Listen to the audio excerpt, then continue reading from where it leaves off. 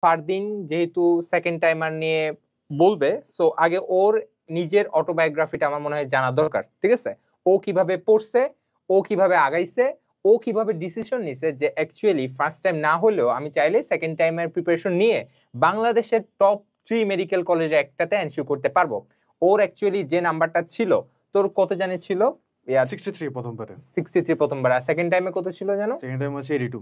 হ্যাঁ, সো বুঝতে পারতেছ, আমাদের বারে 82 যারা পাইছিল, আমাদের বারে 80 আপ যারা পাইছিল ওরা কিন্তু ঢাকা মেডিকেলে চান্স পেয়ে গেছিল। 80 থেকে আমাদের নেওয়া হয়েছিল, সো সে অনুযায়ী কিন্তু সে ঢাকা মেডিকেল পাইতো, বাট অ্যাকচুয়ালি ওই যে 5 কাটা যাওয়ার পরে তারপর আমাদের মেডিকেলে চান্স পাইছে আর কি। আচ্ছা, সো যাই হোক, সো ফার্স্টে আমরা ওর থেকে হচ্ছে শুরু করবো, তাহলে তাহলে ওই হচ্ছে ইয়া করে ফেলুক। হ্যাঁ, আচ্ছা, তারপর হচ্ছে তোমাদের এইচএসসি 25 আর 26 এর মেডিকেল রিলেটেড যত কোয়েশ্চেন এগুলো আমি আর তোমার আরফাত ভাই সলভ করে দেবো, ঠিক আছে? সমস্যা নেই, তোমরা কমেন্ট করে ফেলো। আচ্ছা ঠিক আছে, তাইলে আরফাত তাইলে চলে যাক, আমরা হচ্ছে ফারদিন হচ্ছে আমাদের তাইলে মোটামুটি সব কথা শুরু করুক। আচ্ছা, তাইলে বলতে থাক তুই তাইলে। আচ্ছা, মেডিকেলে পড়ার স্বপ্নটা আসলে আমার ছিল না, আমার বাবার ছিল।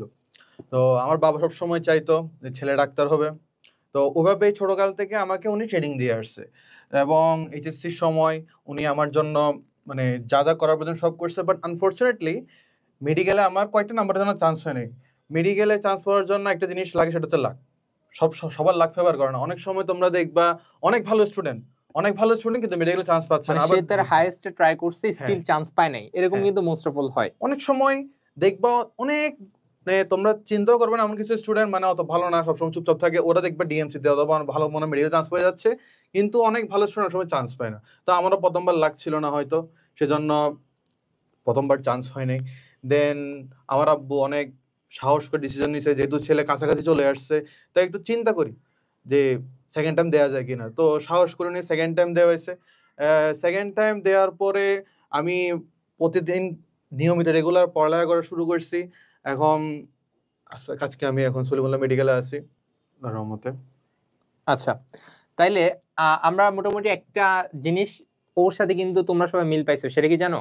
সেটা হচ্ছে এখানে কিন্তু অনেকেই কমেন্ট করতেছো, ভাই আমি সিইউতে চান্স পাইছি বাট এখন সেকেন্ড টাইম নিব নাকি হোল্ড করব। আচ্ছা, এগুলো সবকিছু আনসার দিব ইনশাল্লাহ, প্যারা নাই। বাট ওর কথা থেকে আমি তোমাদের কিছু কথা শুরু করতে যাচ্ছি। সেটা হচ্ছে একটা জিনিস কিন্তু কমন, সেটা কি জানো? সেটা হচ্ছে ফার্স্ট টাইমে তুমি আনফরচুনেটলি যে চান্স পাও নাই, এটা নিয়ে যে একটা ব্যাকলেশ খাইছো, এবং এটা নিয়ে যে তুমি সোশ্যালি একটু আলাদা হয়ে গেছো, এবং তুমি যে একটা কনফিউশন আছো, সেটা কিন্তু তোমাদের ফারদিন ভাইও সেমটাই ছিল, তাই না? তাইলে তোমাদের কিন্তু এই দুই জায়গায় সেম তোমরা পেয়ে গেছো।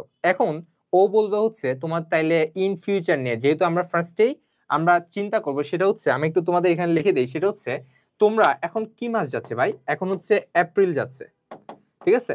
এখন এপ্রিল যাচ্ছে, তোমার মেডিকেলে তুমি অ্যাপিয়ার করবা কখন? সেকেন্ড টাইমের জন্য তুমি অ্যাপিয়ার করবা কখন? তুমি হচ্ছে ডিসেম্বরে অ্যাপিয়ার করবা, তাই না?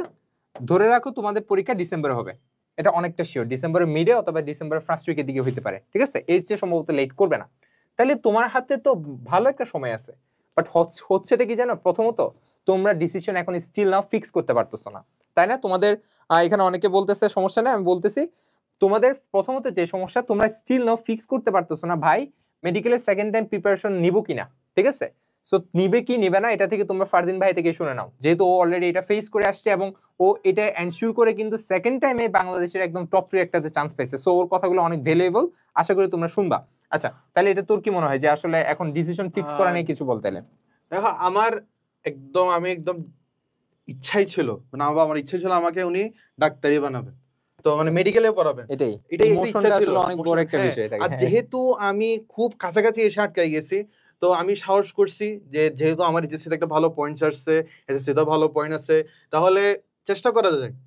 গতবার তো হয়তো আমি ভালো মতো পড়ি নাই, হয়তো আমার লাক ফেভার করে নাই, এবার একটু ভালো মতো পড়ি, ভালো মতো পড়ে দেখি, চেষ্টা করে দেখি, কারণ আমার হারানোর কিছু নেই, আমার হারানোর কিছুই নেই, দিয়ে দেখি কেমন লাগে। যদি দেখো তোমার নাম্বারটা খুবই কাছাকাছি এবং তোমার এসএসসির পয়েন্ট ভালো আছে, তাহলে তুমি অবশ্যই সেকেন্ড টাইমের জন্য চেষ্টা করতে পারো।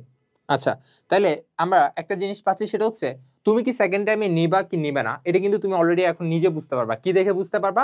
তোমার প্রিভিয়াস অলরেডি তুমি একটা ভর্তি পরীক্ষা দিয়ে দিছো, তুমি দিয়ে দেওয়ার পরে তোমার অ্যাটলিস্ট এই কনফিডেন্সটা বিল্ড আপ করছে, আমি চাইলে চান্স পাবো।